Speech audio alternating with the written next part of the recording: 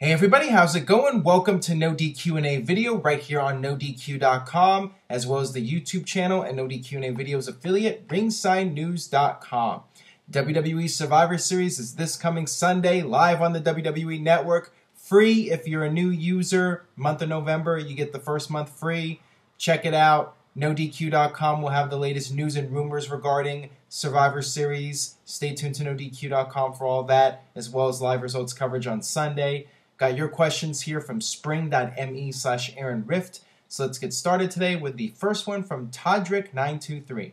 Hey Aaron, what did you think of the go-home edition of Raw? I was personally surprised by how good it was actually, but I feel they should get rid of the guest host. Your thoughts? Please answer in video. I thought it was a good show overall. I thought WWE did a very solid effort when it came to building up the Survivor Series main event and getting people interested in that match. I thought that was all well done. Regarding the guest host and Grumpy Cat, I thought it was tolerable. I like cats. I have cats in the background of my videos. I thought that WWE did the best they could with the Grumpy Cat. They didn't have Grumpy Cat superimposed or doing voices or any goofy stuff. They just had the cat there with The Miz and Damian Sandow in a backstage segment. I was fine with it. As long as the guest hosts don't come out there and do something really goofy and over the top, or act like they're not familiar with the product, and in Grumpy Cat's case, it's just a cat, so whatever.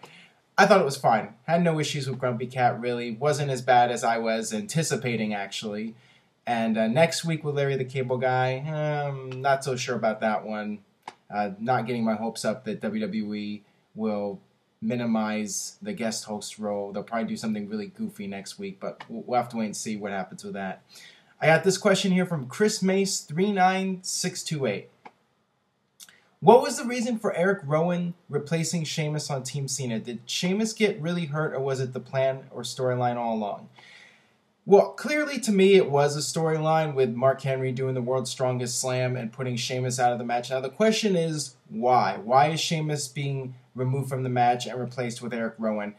To me, it's one of two reasons. Either WWE wants to protect Sheamus and not have him do a job in that match, or Rowan is going to play a role in the finish of the match, which is very much a possibility. I was talking about in previous videos how it's hard to bet against Team Cena, but I'm not really sure what direction things are going in WWE right now, because there's been talk of Vince McMahon having a power struggle storyline with Triple H, which would lead one to believe that the Authority is winning at Survivor Series, and then Vince comes in and tries to get power back. But on the other hand, is John Cena really going to lose when he's being groomed for the WWE title match with Brock Lesnar? Very interesting how WWE is going with this, and I'm curious to see what happens at Survivor Series. But certainly one way for John Cena to lose would be a screw job, and what better way than to be screwed by Erick Rowan, a guy you think is on your side, but he turns his back and joins back up with Luke Harper. That is certainly an option for Survivor Series and a possible finish where Rowan turns on Team Cena. Got this question here from Seahawk Brohawk. Hey Aaron, what's your take on Luke Harper winning the IC title? How long do you think he will be champion, and can he bring any legitimacy back to the title? Please answer in video. Thanks. I think it's a good move. First off, I like how it was done on the Go Home show leading up to Survivor Series. I think it helps build up the match. And with Dolph Ziggler as IC champion, I mean, it doesn't really matter who the champion is at this point. And if anything, I think Dolph Ziggler can do just fine without the title. And I think it's a positive because it helps establish Luke Harper as a single star. And now he has a title, and he's building up momentum. So I think it was the right move to have a title change leading up to Survivor Series. And, I think that it could bring back some legitimacy depending on how Harper is booked in the coming weeks. All right, got this question here from CDRAG5641062. What are your thoughts on Kofi Kingston's new Preacher character, New Day? Please answer in video. I mentioned this in a previous video. Somebody asked me about Xavier Woods. Not a fan of this whole faction. I'm not sure what it is. And to me, it's just a sign that WWE really doesn't know what to do with these guys, and they're just trying to come up with some kind of gimmick for them to keep them occupied in WWE. It's a real shame for all three of them, especially Kofi, as I mentioned in a previous video, when at one point he was feuding with Randy Orton and he was on the verge of becoming a top star in WWE, and now he's doing this. And same thing with Big E. Just not a fan of it.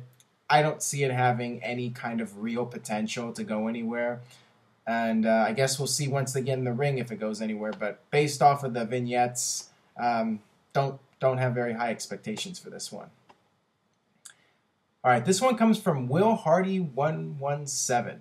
If Team Authority wins, do you suspect a power struggle storyline between the Authority and Vince McMahon?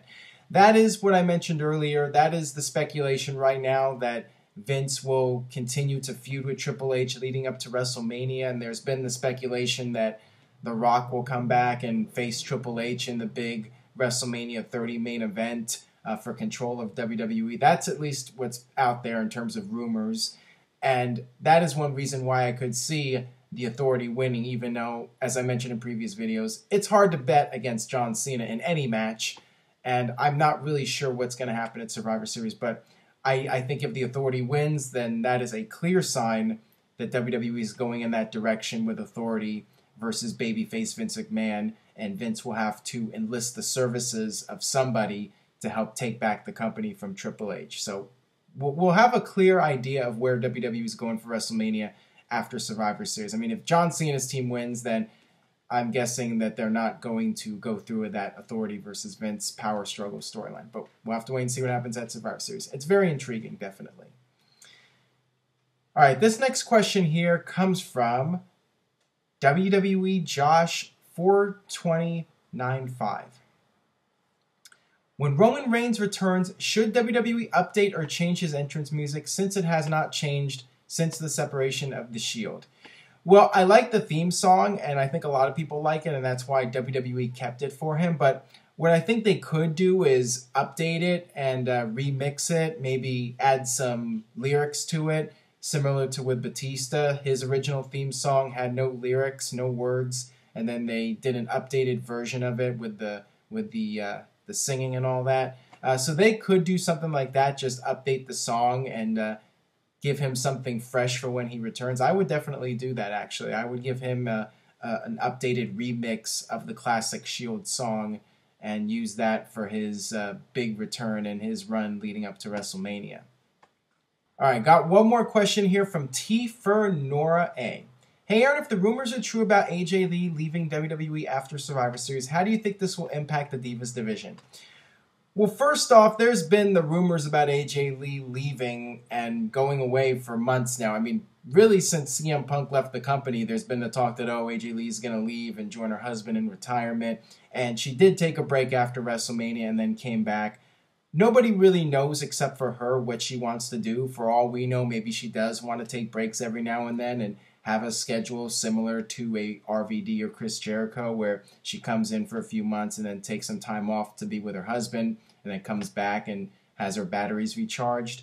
That's certainly a possibility. Now, as far as her and how she impacts the Divas division, I mean, she's definitely one of the best in-ring performers that the Divas division has had in several years, in my opinion.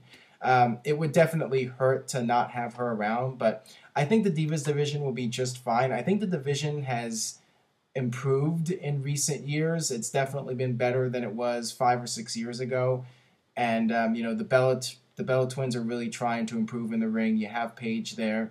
You have other divas that are coming up from NXT. I think the Divas division will continue to improve and get better over time, with or without AJ Lee, but she's definitely a welcomed addition to the Divas division, and she is a big player when it comes to the Divas. All right, that'll wrap it up for this edition of No DQ&A Video. Thanks as always for watching. Subscribe if you haven't already at youtube.com/NoDQCAW. We are closing in on 45,000 subscribers. We're almost there, so I thank you guys for all the support. If you can, please share this video on Facebook or Twitter. Tell a friend about No DQ&A Video. Anybody you know who watches wrestling, send them a link to this video. And stay tuned. Later this week, another edition of Talk Wrestling with Rob Van Dam and Jeff Meacham. And then after Survivor Series, we'll have the post-pay-per-view discussion on NoDQ.com and the YouTube channel. Stay tuned for all that, and I will see you guys next time for more.